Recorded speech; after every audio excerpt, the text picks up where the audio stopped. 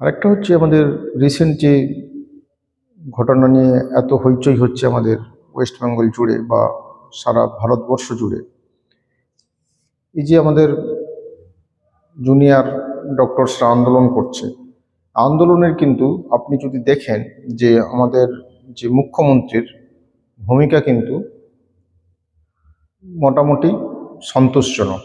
তার কারণ দেখুন, তিনি কিন্তু জুনিয়র ডাক্তারদের দাবি মতো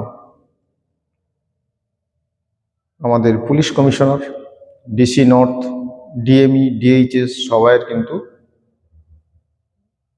পোস্টিং চেঞ্জ করে দিয়েছে বা ট্রান্সফার করে দিয়েছে।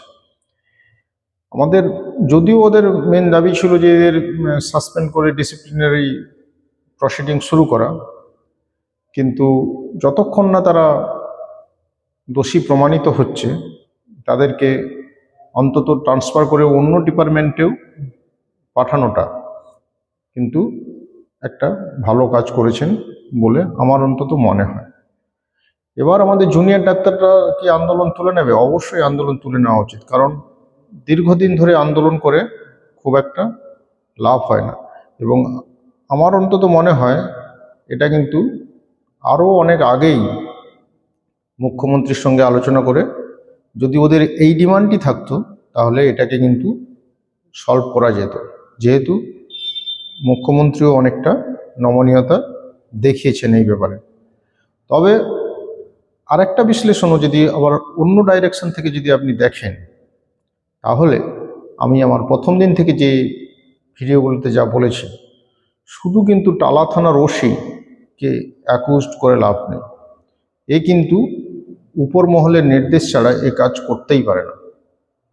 দেরিতে এফআইআর বলুন, তাড়াতাড়ি সৎকার করে দেওয়া বলুন, আপনি যখন বডি নিয়ে যায় সেই ভিডিও দেখলে, যখন আমাদের রাজ্যকর থেকে সেই ভিডিও দেখলে আরও অবাক হয়ে যাবে। সেখানে কিন্তু বিভিন্ন রাজনৈতিক দলের নেতারাও বাধা দিয়েছিল যাতে বডি বাড়িতে না নিয়ে গিয়ে সৎকার করা হয়। এবং এর জন্য আমাদের দুরকম যারা আছে, ডিসি নর্থ, পুলিশ কমিশনার এবং পরবর্তীকালে রেনোভেশনের জন্য যাদের, যেখানে আমাদের স্বাস্থ্য সচিব এবং principal, x principal RG Kar medical কলেজের, এদের কিন্তু সবাইকেই কাস্টডিতে নিয়ে ইন্টারোগেশন করা উচিত। না হলে কিন্তু অন্যান্য আর যে সমস্ত কেস আছে সেই সমস্ত কেসের মধ্যে এটাও কিন্তু একটা লেন্দি প্রসিডিওরে চলে যাবে। আগে যেমন বলেছিলাম, অন্তত মিনিমাম 4 থেকে 5 বছর এই কেসেরও মীমাংসা হতে লেগে যাবে, যেহেতু এটা সুপ্রিম কোর্টে যেহেতু কেস লোড প্রচুর। আরেকটা জিনিস হচ্ছে, আমাদের জুনিয়র স্টুডেন্টদের কাজের থ্রু দিয়েও তারা সবসময় যখন বলছিল যেটা এটা অ্যাপলিটিক্যাল আন্দোলন কিন্তু বেশি দিন সাস্টেন করতে পারে না, যদি না একটা বিপ্লব আসে, রিভলিউশন আসে। এবং আমার মনে হয় আমাদের ইন্ডিয়ার যে স্ট্রাকচার, এখানে শুধু এখানেই গণ্ডগোল নয়, each and every corner there is corruption.